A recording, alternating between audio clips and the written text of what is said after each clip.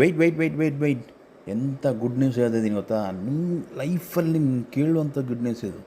ಯಾವುದೇ ಕಾರಣಕ್ಕೂ ಸ್ಕೋರ್ ಮಾಡಬೇಡಿ, ಕೇಳಿಸ್ಕೊಳ್ಳಿ. ಇದನ್ನು 10 ಜನಕ್ಕಲ್ಲ 1000 ಜನಕ್ಕೆ ಶೇರ್ ಮಾಡಿ. ಯಾಕಂದರೆ ಇದರಲ್ಲಿರೋ ಇನ್ಫಾರ್ಮೇಷನ್ನು ಯಾರಿಗೂ ಗೊತ್ತಿಲ್ಲಾರ್ದು ಇನ್ಫಾರ್ಮೇಷನ್. ಎಂಥ ಇನ್ಫಾರ್ಮೇಷನ್ ಅಂದರೆ, ನಿಮ್ಮಲ್ಲಿರುವಂಥ ಕ್ರಿಯೇಟಿವಿಟಿ, ನಿಮ್ಮಲ್ಲಿರುವಂಥ ಡಿಸೈನ್ಸರ್, ನಿಮ್ಮಲ್ಲಿರುವಂಥ ಟ್ಯಾಲೆಂಟ್ಗಳು, ಅದಕ್ಕೆ ಬೇಕಾಗಿರೋವಂಥ ವ್ಯಕ್ತಿಗಳನ್ನ ಅವ್ರು ಹುಡುಕ್ತಾ ಇದ್ದಾರೆ.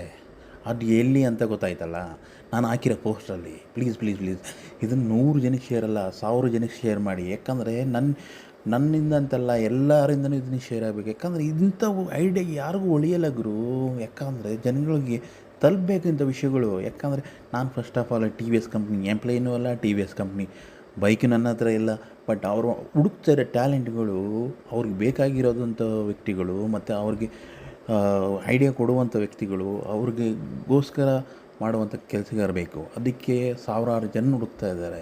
ಅಲ್ಲಿ ಒಳ್ಳೆ ಐಡಿಯಾ ಇತ್ತಂತಂದರೆ ಗ್ಯಾರಂಟಿಗಳು ಲೈಫಲ್ಲಿ ಒಳ್ಳೆ ಮೂವ್ ಆಗುತ್ತೆ ಅವ್ರ ಲೈಫು. ಯಾಕಂದರೆ ಎಷ್ಟೋ ಜನಕ್ಕೆ ಹತ್ರ ಐಡಿಯಾಸ್ ಇದ್ದಾವೆ, ಬಟ್ ಅದನ್ನು ಯಾವ ಥರ ತೋರಿಸ್ಬೇಕನ್ನೋದು ಗೊತ್ತಿಲ್ಲ, ಯಾವ ಥರ ಹೇಳ್ಕೊಬೇಕನ್ನೋದು ಗೊತ್ತಿಲ್ಲ, ಯಾರ ಹತ್ರ ಹೇಳ್ಬೇಕಂತನೋದು ಗೊತ್ತಿಲ್ಲ. ಮೇಯ್ನ್ ಪ್ಲೀಸ್ ಇದನ್ನು ಮಾತ್ರ ಮಿಸ್ ಮಾಡಿಬಿಡಿ. ಎಲ್ಲರಿಗೂ ಶೇರ್ ಮಾಡಿ.